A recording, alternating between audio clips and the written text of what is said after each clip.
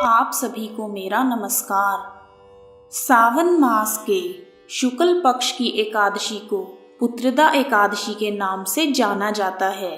इस दिन भगवान विष्णु के नाम पर व्रत रखकर पूजन करना चाहिए और उसके बाद वेद पाठी ब्राह्मणों को भोजन करवाकर दान करके आशीर्वाद लेना चाहिए। सारा दिन भगवान के भजन कीर्तन में बिताना चाहिए और रात में भगवान की मूर्ति के पास ही सोना चाहिए। इस व्रत को रखने वाले निसंतान व्यक्तियों को पुत्र रत्न की प्राप्ति होती है और वाजपेयी यज्ञ का फल मिलता है। आइए शुरू करते हैं पुत्रदा एकादशी की व्रत कथा। एक बार धर्मराज युधिष्ठिर ने श्री कृष्ण से पूछा, श्रावण मास के शुक्ल पक्ष की एकादशी का क्या नाम है तथा इसके व्रत का क्या विधान है? इसमें किस देवता का पूजन किया जाता है और इसका व्रत करने से क्या फल मिलता है? श्री कृष्ण ने कहा, धर्मराज, श्रावण माह के शुक्ल पक्ष की एकादशी की कथा सुनने मात्र से ही वाजपेयी यज्ञ का फल प्राप्त होता है। द्वापर युग के आरंभ में माहिष्मती नाम की एक नगरी थी। उस नगरी में महीजीत नाम का एक राजा राज्य करता था। उसका कोई पुत्र नहीं था, जिस कारण वह अत्यंत दुखी रहता था। उसे राज्य सुख और वैभव सभी बड़ा ही कष्टदायक प्रतीत होता था। राजा ने पुत्र प्राप्ति के बहुत उपाय किए, परंतु उसका हर उपाय निष्फल रहा। जैसे जैसे राजा महीजीत वृद्धावस्था की ओर बढ़ रहा था, वैसे वैसे उसकी चिंता भी बढ़ रही थी। एक दिन महीजीत ने अपनी सभा को संबोधित करके कहा, ना तो मैंने अपने जीवन में कोई पाप किया है और ना ही अन्यायपूर्वक धन एकत्रित किया है, ना ही कभी प्रजा को कष्ट दिया है और ना ही कभी देव और ब्राह्मणों का निरादर किया है। मैंने प्रजा का सदैव अपने पुत्र की तरह पालन किया है, कभी किसी से ईर्ष्या भाव नहीं किया, सभी को एक समान समझा है। मेरे राज्य में कभी भी ऐसा कोई कानून नहीं बना जिससे प्रजा में अनावश्यक डर बने। इस प्रकार धर्मयुक्त राज्य करने पर भी मैं इस समय अत्यंत कष्ट में हूँ। इसका क्या कारण है, मुझे कुछ समझ नहीं आ रहा। आप इस पर विचार करें और मैं इस कष्ट से कैसे मुक्ति पाऊंगा। राजा के कष्ट के निवारण के लिए मंत्री आदि सभी वन में चले गए, ताकि वहां जाकर किसी ऋषि मुनि को राजा का दुख बताकर कोई समाधान पा सके। वन में जाकर उन्होंने श्रेष्ठ ऋषि मुनियों के दर्शन किए। उस वन में धर्म के ज्ञाता महर्षि लोमेश भी रहते थे। वह सभी महर्षि लोमेश के पास गए।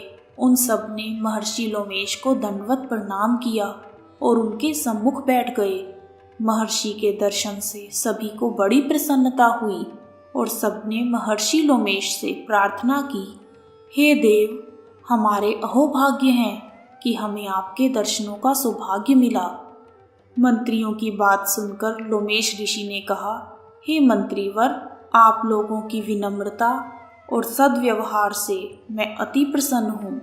आप मुझसे अपने आने का प्रयोजन कहें।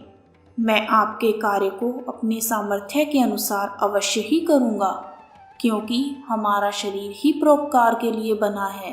लोमेश ऋषि के ऐसे कोमल वचन सुनकर मंत्री ने कहा, हे ऋषिवर, आप हमारी सभी बातों को जानने में समर्थ हैं। आप हमारे संदेह को दूर करने की कृपा कीजिए। महिष्मती के महाराज महीजीत बड़े ही धर्मात्मा व प्रजावत्सल हैं।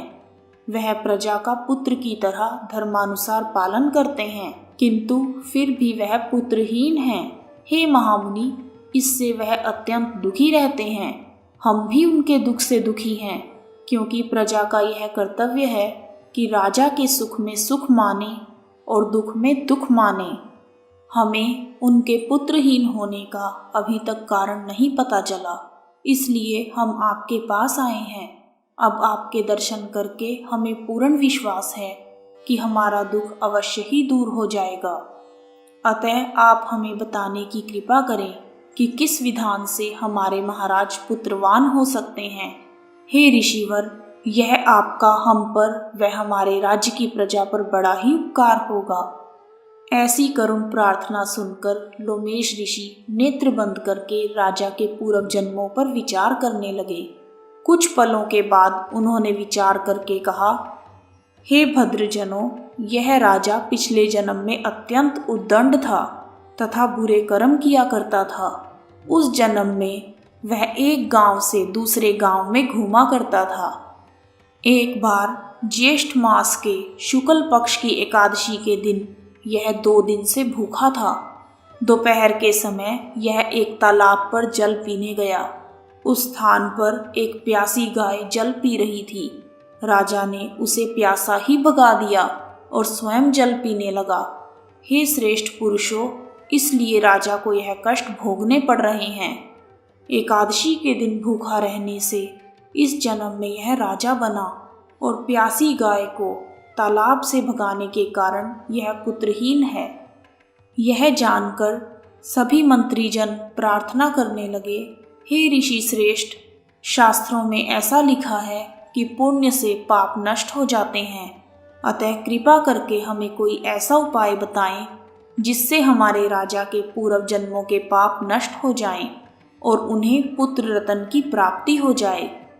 मंत्रीजनों की प्रार्थना सुनकर लोमेश मुनि ने कहा, हे श्रेष्ठ पुरुषों, यदि तुम सब श्रावण माह के शुक्ल पक्ष की पुत्रदा एकादशी का व्रत और रात्रि में जागरण करोगे और व्रत का फल राजा के निमित्त कर दोगे तो तुम्हारे राजा के यहाँ पुत्र उत्पन्न होगा। राजा के सभी कष्टों का निवारण हो जाएगा। इस उपाय को जानकर मंत्रीजनों ने ऋषि लोमेश को कोटि कोटि धन्यवाद किया और उनका आशीर्वाद लेकर अपने राज्य में लौट आए। उन्होंने लोमेश ऋषि की आज्ञा के अनुसार पुत्रदा एकादशी का विधि विधान से व्रत किया और द्वादशी को उसका फल राजा को दे दिया। इस पुण्य के प्रभाव से रानी ने गर्भ धारण किया और 9 मास के पश्चात एक अत्यंत तेजस्वी पुत्र को जन्म दिया। हे धर्मराज, इसलिए इस एकादशी का नाम पुत्रदा एकादशी पड़ा। पुत्र की इच्छा रखने वाले मनुष्य को विधि विधान से श्रावण मास के शुक्ल पक्ष की एकादशी का व्रत करना चाहिए।